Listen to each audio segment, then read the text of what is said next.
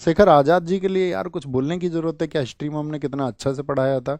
हम आज़ाद थे, आज़ाद हैं और आज़ाद रहेंगे। इसमें आज़ाद शब्द को आप समझिए और आज़ाद शब्द के मायने समझिए।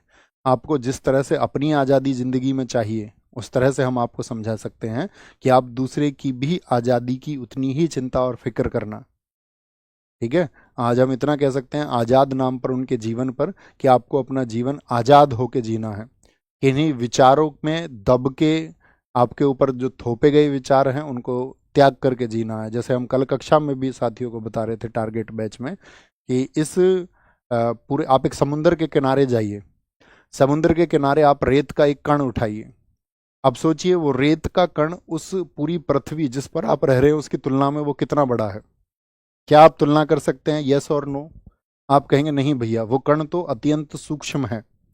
उस कण को ऐसे लगता है कि कोई महत्व तो उसका है, उस प्रकृति में उसका योगदान तो है, लेकिन एकदम से नगण्य मालूम पड़ता है।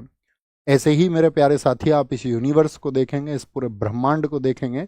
इस पूरे यूनिवर्स में आप जानते हैं कि खरबों आपका आकाश गंगाएं हैं। जैसे हमारी आकाश गंगा है जिसको आप एंड्रोमेडा बोलते हैं, मंदाकिनी बोलते हैं, मिल्की वे कहते हैं।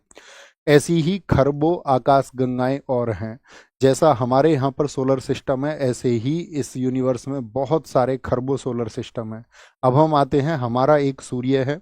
उस सूर्य का जो चक्कर लगा रहे हैं आप जानते हो, जिनको हम 8 ग्रह कहते हैं, उनमें से एक पृथ्वी है। यानी आप समझना हम इस यूनिवर्स का कौन सा हिस्सा हो गए। हम एक पृथ्वी पे आ गए हैं जो एक छोटी सी है, किसकी? सूरज की तुलना में। इस पृथ्वी पर 71% पर पानी है और 29% पर लैंड्स हैं लगभग। 29% में आपका 7 कॉन्टिनेंट है, 7 महाद्वीप हैं।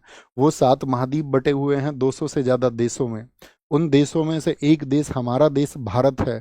वह भारत भी 28 राज्यों में बटा हुआ है। उन 28 राज्यों में एक आपका शहर और फिर आपका एक गांव भी है।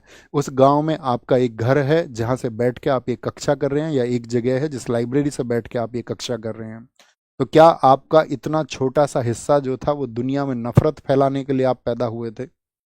क्या दुनिया में आप जातियों में, धर्म में बंटने के लिए पैदा हुए थे?